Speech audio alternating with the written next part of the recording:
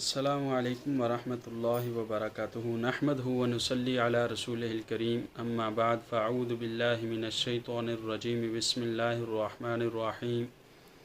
الف لام میم ذالک الکتاب لا ریب فیہ ھدی للمتقین۔ بھائیو، آج آپ حضرات کے سامنے میں یہ رکھنا چاہتا ہوں کہ سورۃ بقرہ یہ بہت بڑی قرآن پاک کی بلکہ سب سے بڑی سورت ہے اور قرآن پاک کی پہلی سورت ہے، اور اس سورت کے اندر آپ دو باتیں یاد رکھیں۔ ایک بات تو یہ کہ حضور صلی اللہ علیہ وسلم کی زندگی دو حصوں میں تقسیم ہے، ایک مکی زندگی اور ایک مدنی زندگی۔ مکہ کے اندر مکی زندگی میں حضور نبی اکرم صلی اللہ علیہ وسلم کا جن لوگوں سے واسطہ پڑا ہے وہ یا تو کھلے مشرکین تھے، یعنی جو اللہ کے دشمن، اللہ کے رسول صلی اللہ علیہ وسلم کے دشمن، یا پھر کھلا اللہ کے رسول صلی اللہ علیہ وسلم کی اطاعت کرنے والے لوگ تھے، یعنی پورے یا تو کافر تھے یا پوری طور پر مسلمین موجود تھے۔ تیسرا کوئی فرقہ آپ نبی اکرم صلی اللہ علیہ وسلم کے سامنے مکی زندگی کے اندر نہیں آیا،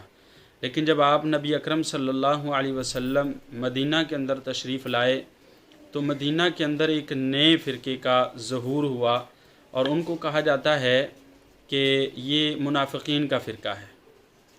تو جو اللہ تعالیٰ نے سورۃ بقرہ نازل کی ہے، اس میں دونوں قسم کے گروہ پر خوب اللہ تعالیٰ نے روشنی ڈالی ہے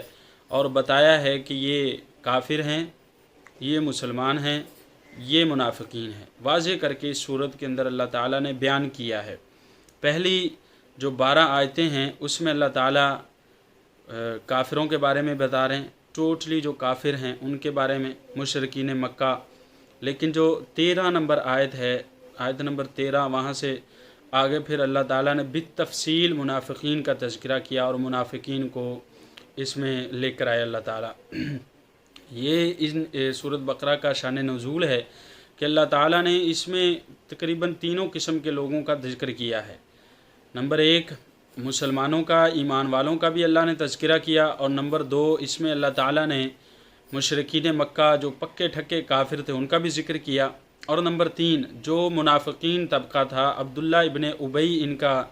سردار تھا، اور وہ حضور نبی اکرم صلی اللہ علیہ وسلم کے کھلا تو مقابلے کی طاقت نہیں رکھتا تھا، تو وہ چھپا کے آپ صلی اللہ علیہ وسلم کی مخالفت میں لوگوں کو ابھارتا تھا، لوگوں کو ترغیب دیتا تھا کہ یہ نبی جھوٹا نبی ہے۔ حالانکہ اللہ تعالیٰ نے دوسری جگہ قرآن پاک میں فرمایا کہ یہ یہودی لوگ آپ نبی اکرم صلی اللہ علیہ وسلم کو اپنے بچوں سے بھی زیادہ جانتے ہیں۔ جیسے کوئی بھی بندہ اپنے بیٹے کو، اپنی اولاد کو، اپنی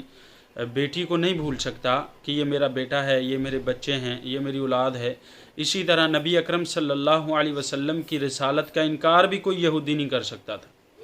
وہ سارے کے سارے آپ نبی اکرم صلی اللہ علیہ وسلم کو حق جانتے تھے، لیکن اپنی ہڈ حرامی کی وجہ سے، مخالفت کی وجہ سے کہ یہ بنو اسماعیل میں سے کیوں ہیں، یہ بنی اسحاق میں سے کیوں نہیں آئے، یعنی یہود میں سے نبی کیوں نہیں، اللہ تعالیٰ نے آخر کے جو نبی بھیجے ہیں، نبی آخر الزمان، یہ یہود میں سے کیوں نہیں بھیجے؟ اللہ تعالیٰ نے ان کو بنی اسماعیل جو حضرت ابراہیم علیہ نبینا علیہ السلام کے بیٹے اسماعیل ہیں، اس لڑی میں سے یہ ایک ہی آخری نبی اللہ تعالیٰ نے دنیا کے اندر مبعوث کیے، حضرت محمد صلی اللہ علیہ وسلم۔ تو ان آیات کے اندر بہت ساری آیات ہیں سورۃ بقرہ کی، تو سورۃ بقرہ انشاءاللہ میں آپ کے سامنے بالترتیب اس کی تفصیل اور تفسیر اور اس میں اقوال اور اس میں احادیث انشاءاللہ آپ کے سامنے لے کر آؤں گا، لیکن یہ بنیادی چیز تھی جس کا سمجھنا ضروری تھا کہ سورۃ بقرہ 3 حصوں میں تقسیم ہے، یاد رکھیں۔ نمبر 1 مسلمین، نمبر 2 کافرین جو مشرکین مکہ تھے، اللہ کے دشمن تھے، اور نمبر 3 منافقین، اور منافقین سب سے زیادہ خطرناک، حضور کی صحبت میں بھی بیٹھتے تھے اور آپ صلی اللہ علیہ وسلم کی مخالفت بھی کرتے تھے۔ یہ ہے منافقین کا فرقہ، اور انہی کے لیے اللہ تعالیٰ نے فرمایا کہ یہ جہنم کے نچلے درجے کے اندر ہوں گے۔ تو یہ میں نے آپ حضرات کے سامنے رکھنی تھی بات کہ یہاں جو اللہ تعالیٰ نے سورۃ بقرہ کے اندر ذکر کیا ہے وہ ان 3 چیزوں کا کیا ہے۔ آگے اللہ تعالیٰ الف لام میم ذالک الکتاب لا ریب فیہ ھدی للمتقین، یہ پہلی آیت ہے، اور اس کا انشاءاللہ العزیز کل اس کی میں آپ حضرات کے سامنے تفسیر رکھوں گا نیکسٹ ویڈیو میں، کہ انشاءاللہ یہاں سے کیا مراد ہے، اور یہاں الف لام میم کیا چیز ہے، اس کا ترجمہ کیا بنتا ہے، اور اس میں اقوال علماء کیا ہیں، اور اسی طرح ھدی للمتقین ذالک الکتاب، یہ ذالک الکتاب سے کون سی کتاب مراد ہے،